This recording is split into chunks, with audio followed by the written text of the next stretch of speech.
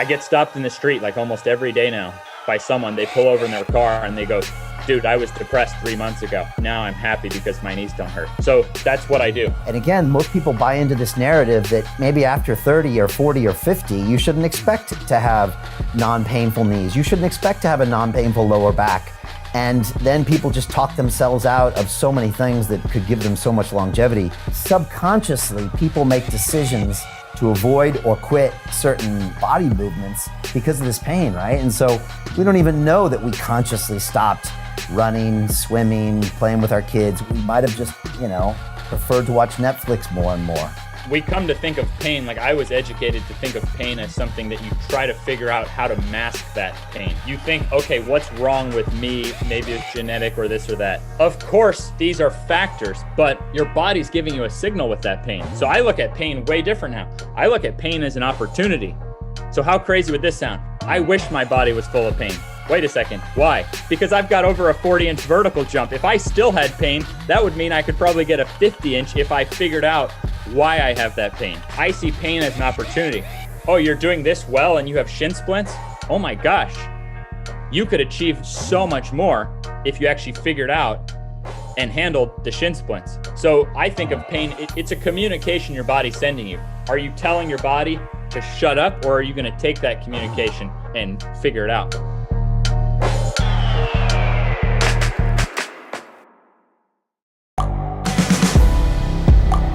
The world is changing. Inspiration is everywhere. It has never been so easy to connect, share, and bring people together. We're learning from others and finding the best in ourselves. Challenging our beliefs. Sharing our vulnerability. Overcoming our fears. Transforming ourselves so we can transform the world. How far can we go? This is London Real. I am Brian Rose. My guest today is...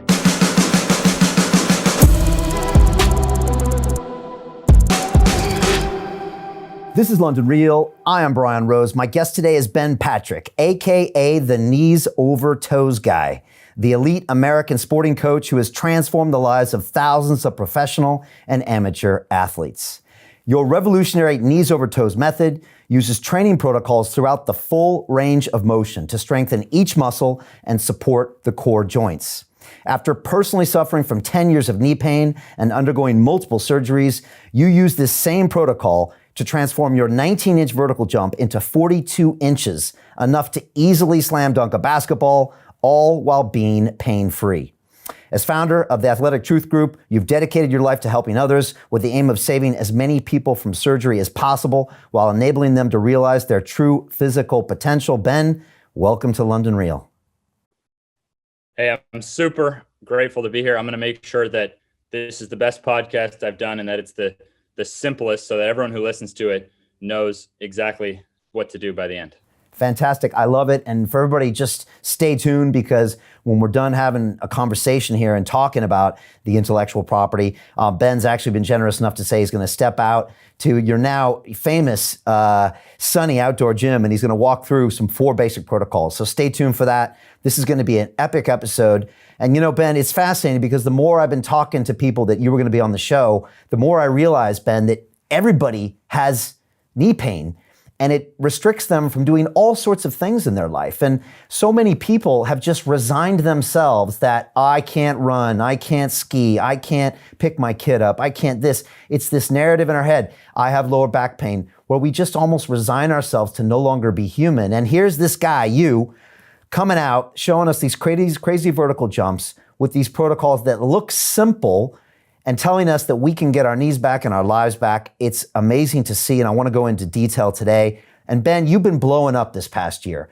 I think there's a rule in marketing. It's called the rule of 7. I don't know if you heard of this, but it says a prospect needs to hear a message 7 times before they take action. And a couple weeks ago, I just said, I told my team, I said, get me this knees over toes guy on the show, because I kept hearing about you from all these different places. And I said, I got to get you on and talk about this. If you had to explain to people right now, what the hell is knees over toes? How do you succinctly explain what you're all about? Succinctly, short term, it looked like a really good idea for people with knee pain to just avoid putting pressure on the knees. That's also a death sentence long term for your knees. Succinctly, that's what I do. So we've had two different fields evolving, fitness and medicine. They've both been evolving, but two independently. So seemed like a good idea to avoid the knees, maybe get surgeries for the knees, anti-inflammatory drugs, all kind.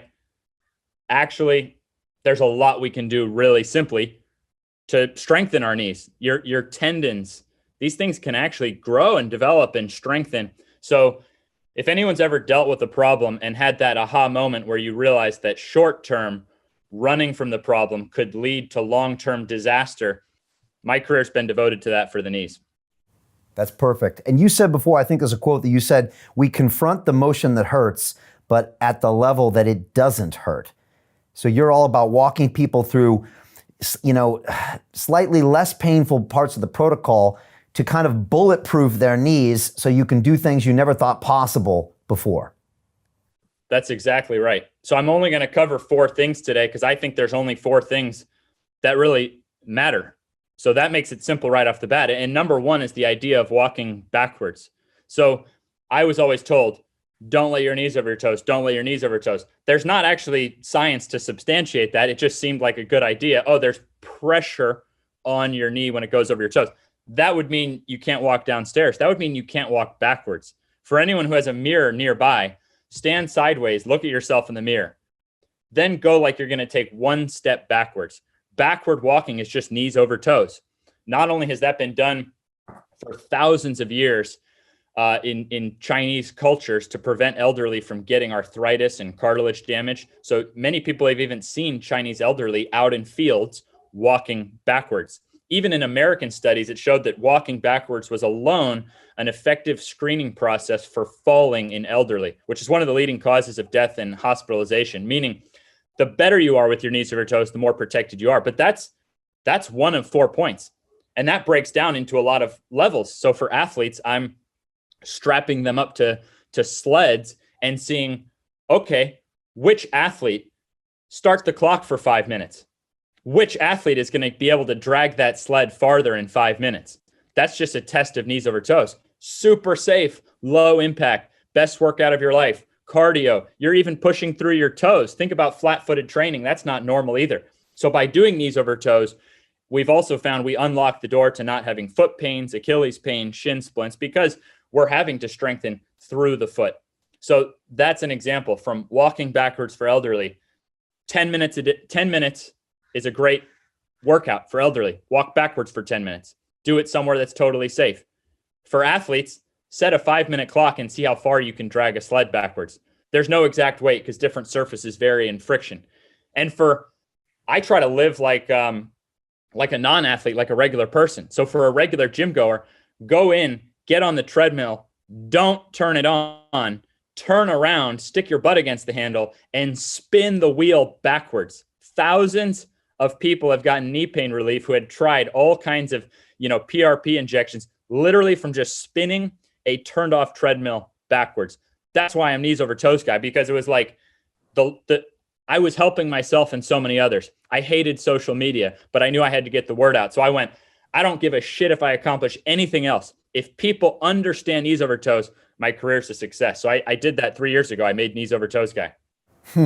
And it's so simple, yet so effective. And again, people can watch a bunch of the videos on your Instagram, on your YouTube channel. You can see the backward walks on the treadmill. I haven't tried that yet, but I've gone through a bunch of protocols and we'll talk about them today. You made some important points there. And early on the show, we had Ido Portal on the show, and he was all about human movement. And we did a bunch of episodes. I actually went to Israel and trained with him. We did a conversation where we walked around London. And I remember him saying, pain is something in the Western world that we tend to avoid or medicate, when in fact, it's not necessarily a reason to stop doing what you're doing.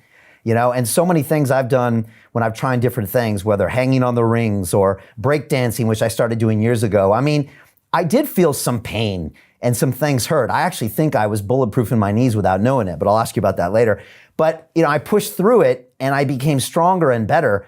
But unfortunately, I think this narrative that we've come with medicine, maybe in Western, is that we treat it, we mask the pain, right? So you either do more of it or you avoid it. And it seems like we're going the wrong way in so many aspects. Is some of that correct to assume what I'm saying? Yeah, and first off, I mean, Ito is a legend. Guys like Ito Portal pave a way for guys like me. So there wouldn't be guys like me if it weren't for guys like Ito Portal. So we come to think of pain, like I was educated to think of pain as something that you try to figure out how to mask that pain. You know what I mean? And you think, okay, what's wrong? What's wrong with me? Maybe it's genetic or this or that. Of course, these are factors, but your body's giving you a signal with that pain. So I look at pain way different now. I look at pain as an opportunity.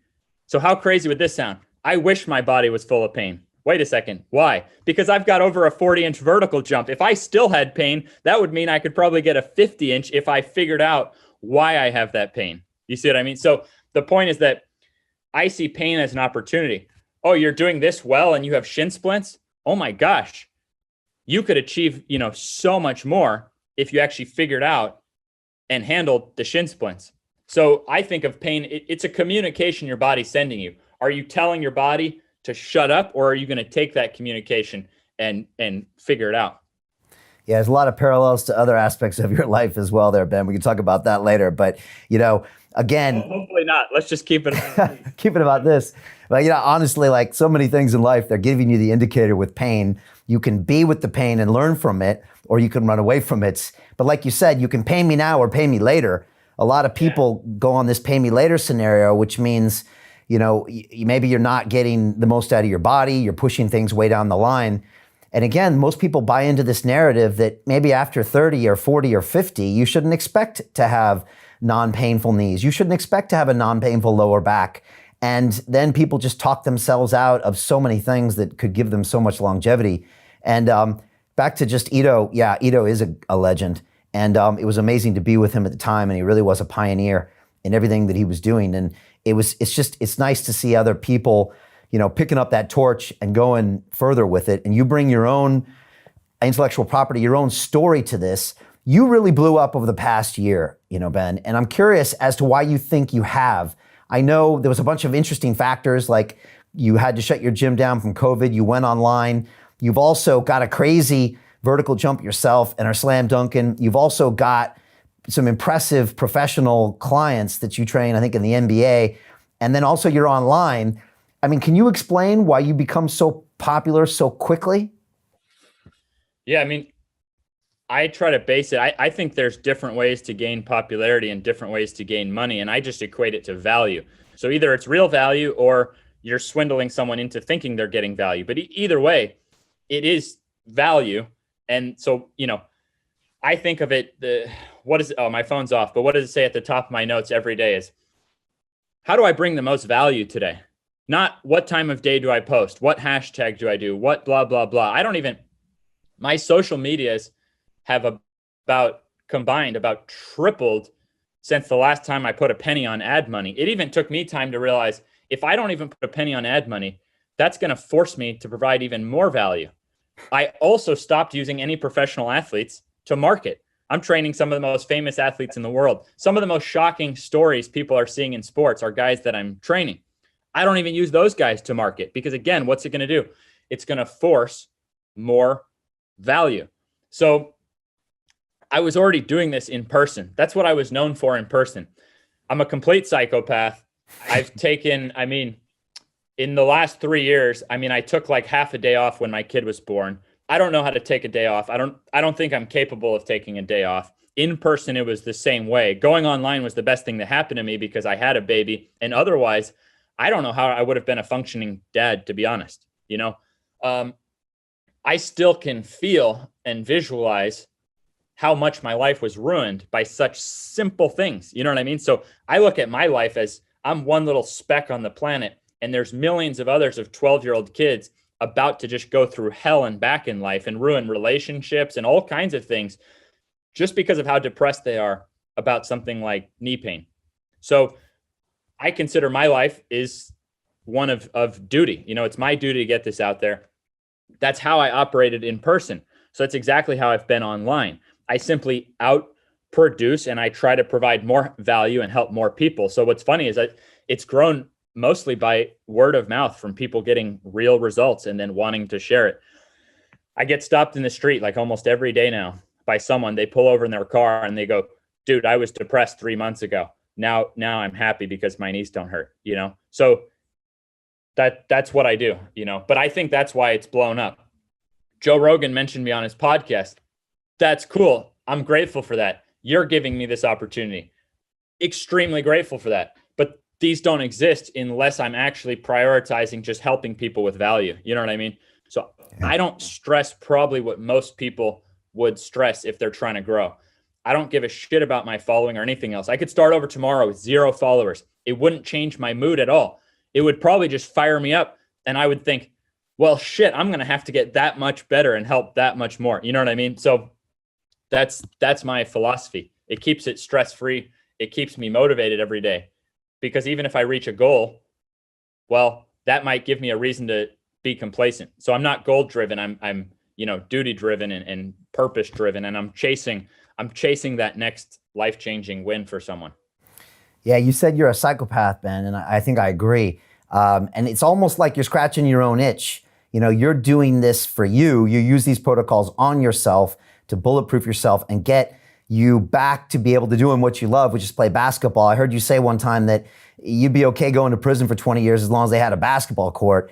So, and you could see it when I listen to you talk to people about your IP, you get into this weird tunnel where you're almost somewhere on the autistic spectrum, man. You go there and it feels like you could talk about this stuff for 72 hours straight, without any help.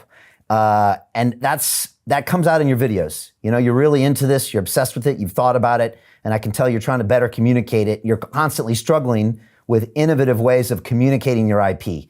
Am I seeing this right? Yeah, exactly. How do I get what's in my head into someone else's head? You know what I mean?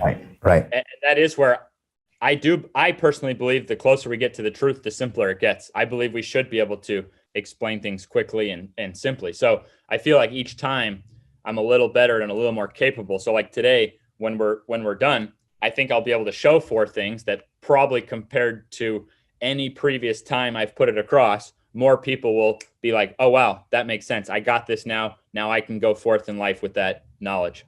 Okay. All right. Let's talk a little bit about this knees over toes protocol. Like you said, I remember, I think, being trained in the gym with my personal trainers over the last 20 years. And I'm sure they told me to squat probably without my knees over toes because everyone knows that's bad.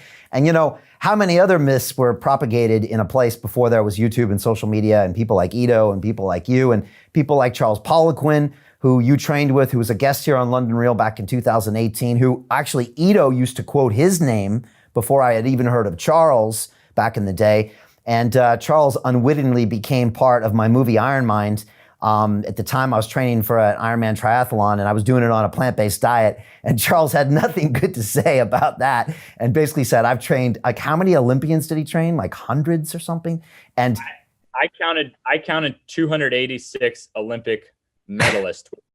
It's like by far the most in history. Yeah, I remember reading that on his intro and I said, that just doesn't even sound right. It was so big. And Charles actually kind of played the bad guy in the movie, the anti-vegan guy. And it was a great part. We dedicated the movie to him and his passing. And I was so sorry to see him go. And I know you trained with him. So maybe you can talk a little bit about what it was like to train with Charles, what it was, and where you got some of these ideas before. I know you've shown pictures of some of these old pictures of strong men where they're holding these kind of like kettlebell looking things behind their back and doing this knees over toes training.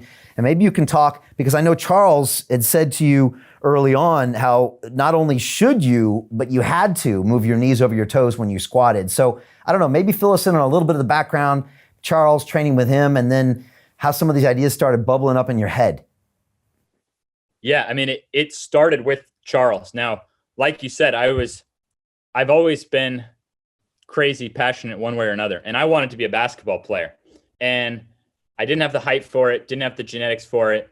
Then from 12 to 18, chronic knee pain, surgical alterations. So when I finished high school, when in America you're supposed to get like a college scholarship, I didn't have any basketball recruitment.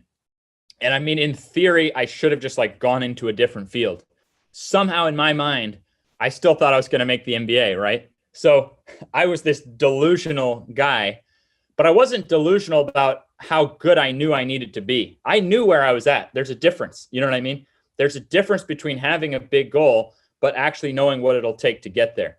So I started to realize that if I didn't figure out how to bulletproof my knees, that was just going to never happen. And I got to rock bottom to a point where it wasn't even like, it was like, if I could just figure out how to bulletproof my knees to play basketball without pain, then I could just be a happy person. You know, like that was my hobby, even if it means just once a week on the weekend. You know, like I'm looking forward to life going, you know, I'm turning 30 this month. My kid is 9 months old. I'm just happy knowing that as he grows up, I'm going to be able to play basketball with him. You know what I mean? So it got to that kind of level. So then I put aside all the other stuff, and my whole life mission was, how do I bulletproof the knees? And really the first thing, because I was so bad off and I'd already tried every common thing that someone would be told. Charles said, the athlete whose knee can go farthest and strongest over the toes is the most protected. So a light bulb went off. I immediately knew that was true. Now, how do I get there, right? So if someone just tried to do that, they might, you know, maybe they would get hurt in the process. You see what I mean? So I saw that, I heard that. Now, as you know, Charles was older. There wasn't exactly like, it's not like he had videos of the stuff I'm talking about. It was mostly written, right? Written. And there was a guy named Keegan Smith, and a student of Charles. So Keegan had some videos, and I'm watching this intentional knees over toes training. And so really my best blessing was that one of my knees has partially artificial kneecap, replaced meniscus, quad tendon repair. So that means if you look at the knee, it has surgical alteration above the knee, in the kneecap, and below the knee. That's kind of that's a tough trifecta when each below the knee, in the knee, above the knee. But then the other side, I was too depressed to even get surgeries on the other side. I didn't care if I had a limp the rest of my life. So the other side had worse tears, a bunch of different tears. So because of this terrible difference, and not just trying to get through life, but trying to play basketball, getting the clues from Charles, observing Keegan, and then trying to apply it to my own horrible body. Then once I started getting results for myself, what happens? More people want help. 60-year-olds, 70-year-olds, 80-year-olds, 90-year-olds, you know, like, so then I had to just regress more and more and more until I realized that every human motion's on a scale. It's not I can't do or I can do. You can do anything on some level. So that was a totally eye-opening moment, that everything is on a scale. And so that's what I do now. And yeah, it got me, I ended up getting college scholarships. I was the Florida Scholar Athlete of the Year. I've been 10 years of competing like crazy in basketball without ever having to miss a game, let alone a practice, because of my knees. So I've lived it now, helped tons of other people. But it was that clue from Charles that was so on the other end. It wasn't like, well, your knees can go over your toes a little. No, it was like the athlete whose knee can go farthest and strongest over the toes is the most protected. So it gave me, that's what created this explosion for me. And honestly, I've never looked back. And I was able to study in person with Charles before he passed away. So I was very fortunate because of Charles and Keegan Smith. You know, you could see if it weren't for Charles, I'd be working commercial real estate with my parents. Isn't that amazing how one poignantly put sentence from a man or a woman with extreme conviction can literally change the course of history? Like, isn't that incredible? Changed my life. Right. It's changing pro athletes' lives. It's changing elderly's lives because of that one statement. Changed my life. What was it like to be around Charles? He's pretty intense, huh? He's the most intense person I've ever been around. And I could see why, because you see how I channel this into passion. But for him, now imagine I'm lucky. I get to be in the social media age. I get to have people getting that instant feedback that it's working, blah, blah, blah. In his age, things couldn't spread that fast. Can you imagine how much internal frustration that must have been for him? I can't even fathom how much frustration that had to have been for him. So I got off lucky by comparison. He really had to sacrifice for everyone by sticking to his convictions. You know what I mean? And as you mentioned, there is case precedence if we go back and back. When fitness was kind of new, people didn't know any better, so they just used the body's ranges. There was no concept of don't do anything. You know what I mean? And this actually worked really well. And I don't want to even get too political. I wasn't there, people, but it does appear like they were getting tons of results for military coming back from the war with broken down bodies, fixing them naturally. And that didn't go over well with the medical community. So there is kind of precedence for this. They didn't have social media. They couldn't spread things fast, nor did they know any better. Like if you look at what I'm doing, I have hundreds of physical therapists reach out to me, thanking me, using the drills. So from learning from the history, from learning from Charles, I also do think that I've had a realization that they probably didn't have, which is that no matter what someone's fitness or diet opinions, that's all secondary to treating other people with respect. How you treat other people, the ability to get along, that's the ultimate toughest thing. That's the ultimate ability, the most commendworthy thing. My ability to get along with someone else is more important than any opinion regarding fitness. That's a fascinating observation.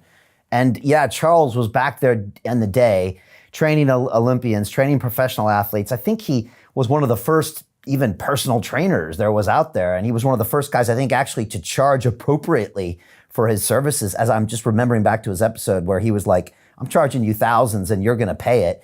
And people started doing that. And but he was intense. I heard his gyms had every piece of equipment under the sun. It sounds like you better pay attention. It sounds like, he made sure you paid attention to him. But like you said, he must have had to stay with his convictions for years while being naysayed and write stuff and then have to wait maybe 5 years, 10 years for his stuff to be proven true. Is that what you remember about Charles? Yeah, I mean, he was a perfectionist and a genius, and his job usually was to make Olympic champions, and that requires perfection. For me, I just want to play my sport without my knees hurting. That doesn't require perfection at all. So I'm like I'm Charles Poliquin in my yard, figuring out how anyone in the world can afford to do this. You see the difference? So when I was 12 and my knees started killing me, I couldn't have afforded Charles Poliquin. You see what I mean? But I could have afforded knees over toes guy. So I think if we all in business think about what did we need at our worst? How can we be of service or duty to what's truest to us? It kind of makes it simple. And in his case, he was an Olympic coach. In my case, I'm trying to help dads, moms. I'm trying to help regular people. I'm trying to help people in pain. I'm trying to help kids. The money can't stop people from doing it.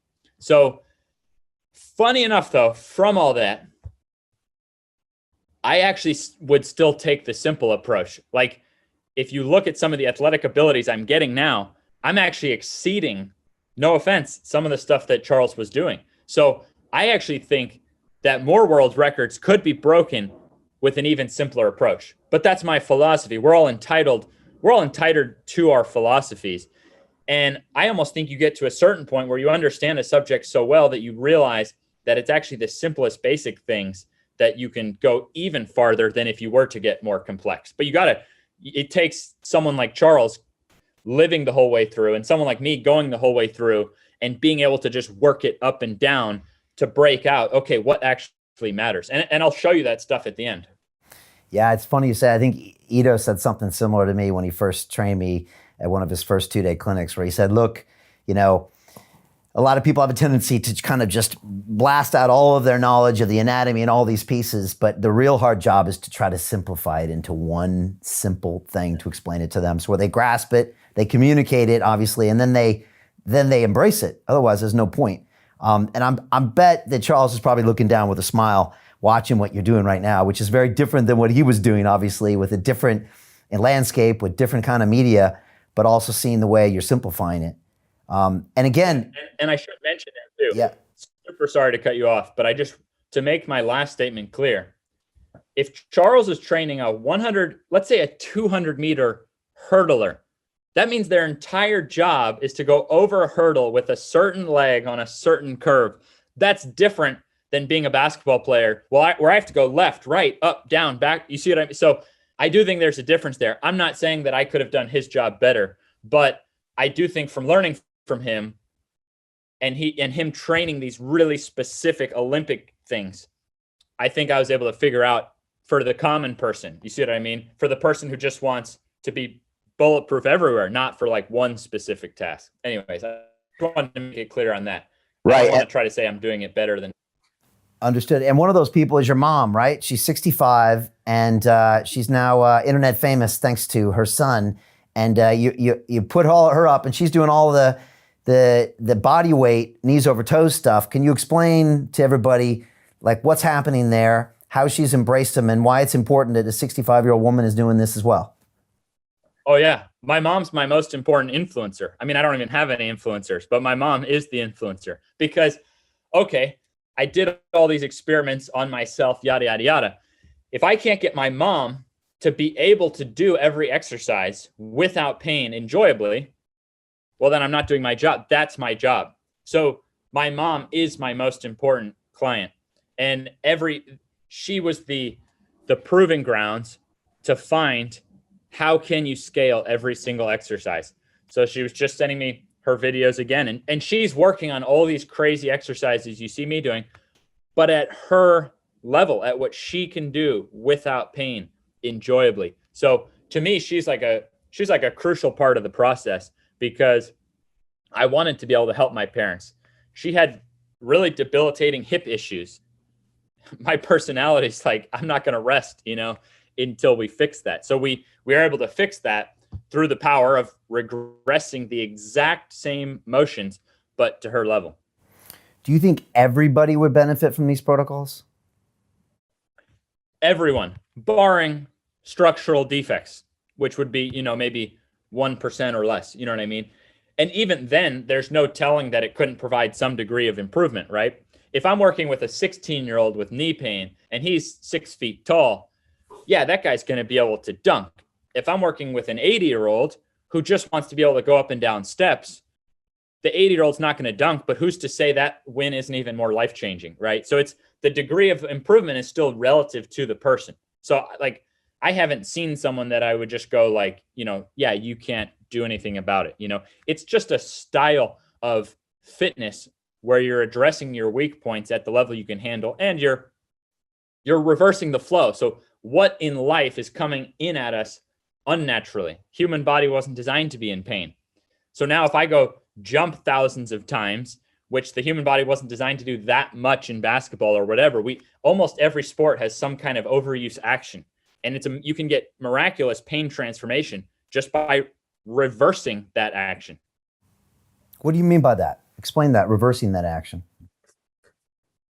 Simplest way to fix runner's knee is by going backwards. I mean, it's that simple. Simplest way to reduce shoulder pain in someone throwing is to set up a strength system, not of more bench press, but of the exact literally to measurably strengthen the exact opposite of your throw, so that when you put that force in, there's more protection there. But that's the runner's one is a great example. If you watch yourself run in slow motion, anyone could devise a strength system by watching that in slow motion on rewind. Those are the exercises I do to fix runner's knee, is literally running in slow motion, foot plantar fasciitis, shin splints, runner's knee. Watch yourself in slow motion backwards. You just came up with your strength exercises. Wow, that's fascinating. I'm sure everybody watching us right now is now thinking, and I challenge anybody who is right now, as to that one thing that hurts, the one thing that stopped you doing the thing you love, whether it was a foot, an ankle, a knee, a hip, a lower back. I mean, I would argue that everybody has come to that point, whether, 10, 20, 30, 40, 50, 70 years old, where they've stopped doing something because they thought there wasn't a choice. I mean, am I right in assuming like this applies to probably most people? Definitely. I would say the majority of people had some kind of physical pain that caused them to stop doing or lessen how much or how intensely they could do some action, whether it's a pro player having to retire because they can't move like they want to be able to move, or whether it's someone just having to give up their sport or stop squatting down to play with their kids. And in every case, you could at least improve it by getting stronger in the reverse of what hurts. So I just feel like that has to be fundamental knowledge, not to run from pain, to use that to signal where you could make an improvement, and then to get stronger, in the reverse of what's hurting. Okay. Talk to me about sitting. How bad is sitting for all of us? And is this a product to a certain extent of all of our sitting, of even us looking at mobile phones, of, this new lifestyle we've adopted over the past 30, 40 years? I mean, I think the nature of it, I think we can't assume anything less than it's having a negative effect. It's not natural, right? So we're getting too crouched this way. Our hips are getting really tight. Now, that being said, I just live like a regular person and I sit with whatever posture I want. And I sit tons of hours a day working online. I have, for years typing up programs and articles and this and that. But I'll show you at the end, like I can still do like a front splits cold, meaning like I have elite hip flexor length and stuff like that. So I think you can still live like a regular person as long as you balance that out and you train. So like even my upper body system is almost like just meant to reverse the gravity of too much sitting and too much time on our phones. So yeah, I don't think we can ignore anything that's deviating from what's natural. We're going to have to reverse that out. Okay, good. And we're going to show some of these protocols. I started doing some of your split squat, or I don't know what you call it, with that you bend the front knee and you extend the back one and you try to get your hamstring to touch your calf with your knee over your toe. That's like your basic maneuver, right? That's my favorite exercise. It takes some detailed coaching because there's a lot going on at once. But that would almost be like the ultimate exercise to balance out everything that's messing up our hips and knees and ankles. It's like the exact opposite of, every imbalance we're getting in our legs. And I'll definitely show that one. Okay, good. That's fascinating. I want to hear about that. I started, funny enough, breakdancing about 5 years ago. I actually trained with Ido. I'd gone to Israel with him. I was doing lizard walks and all this crazy stuff with Ido. He was teaching me all things about my body. I'd never really been an athlete, but I had done some things, martial arts and stuff like that. And then I was doing a lizard walk on the ground one day in the gym. And by the way, Ido told me, if you haven't been kicked out of your gym, you're doing something wrong. So, he's all about doing weird stuff anyway. So I was doing a lizard walk down like by the treadmill bank. And I was down there and I had a flashback to some kids that used to breakdance when I grew up in San Diego. And I started taking on this art and learning it. But I remember, Ben, this first year, my knees really hurt. My fingers hurt a lot because you're supporting a lot of weight on your fingers. And but also my ankles were off the ground, so you're on your toes a lot in a squat position and all these things. But I feel like I went through a bunch of your protocols without knowing it, because over a year or two, it got to where everything was much easier and much flowing. And now I could do some crazy stuff that when I post it, people don't even think it's real, but it's because I've been doing it every day and pushing through the pain threshold for, I guess, now years. But I wouldn't be surprised if I'm accidentally going through some of your protocols. I'm sure that you did. And these human bodies are fragile relative to plenty of other things in the world, but they do adapt. So if we don't kill ourselves off in the process, we can adapt and become more resilient. So like what you did, maybe for one person, they do that and they wind up more bulletproof. Maybe for another person, they tear something. You see it? So that's why, like I said, the first thing we opened up with I said there's just like 4 important things. And one of them is just like walking backwards. Like breakdancing would be like one of those other 4 points, you know what I mean? Of like a full knee bend. So as a more fragile person, some of those things were like too much for me, and they could be too much for others. But there's no telling that if someone had the mental fortitude to push through it, they might be able to do so. Obviously, if you had a breakdancing coach and me we could have figured out the right formula that it wouldn't have had to hurt in the process. And you probably would have actually gotten bulletproof even faster because you have the stimulus you're putting in, but you also have the breakdown. And so a tendon is something that connects a muscle to your bone. And the tendon doesn't get as much blood as the muscle. So it takes longer to recover. So if you tried to break dance every day, maybe the muscles would actually be getting stronger, but your tendons would be playing catch up. So that's my only point. Like, for example, I only train my knee tendons and Achilles tendons 3 days a week, and everyone will see my stuff. Can I do that every day? You could, but why? Why not every other day? Why not give it you see what I mean? So it's all just degrees of how much are you stimulating it to adapt. And if you don't go knees over toes, you're leaving it vulnerable for potential disaster later. So if you are going to do knees over toes training, how much are you stimulating it, saying, I would like more of this strength and this development of the tendons and the muscles, versus how much time do you have to recover? So yeah, I think you did it, and you're probably a person with exceptional mental toughness. And so you made it through. And then you were, I'm sure if we did an MRI, I'm sure that your muscles and tendons were actually thicker and stronger than beforehand. Yeah, I wouldn't let it go. So I just kept going back. And also it's fun. And it's also, you're learning a skill at the same time. So probably like basketball is for you. For me, I was like, this is fun. And I want to get this one move, and I enjoy it, and I don't want to quit. So I think I did push through some of that and probably unlocked all of this physical ability I didn't even know I had. And that's the thing, I guess, we're not talking about, Ben, is that subconsciously people make decisions to avoid or quit certain pleasurable body movements because of this pain, right? And so we don't even know that we consciously stopped running, swimming, playing with our kids. We might have just, preferred to watch Netflix more and more. And that's a real issue, right? Absolutely. I mean, what's our purpose here on this planet? Is it to get through life completely unscathed? You know what I mean? Like, so I would take, like, for me, no offense, you probably have a lot of really smart business people watching, no offense, but I would take the ability to dunk over any car in the world and any multitude of the cars. To continue watching the rest of the episode for free, visit our website londonreal.tv or click the link in the description below.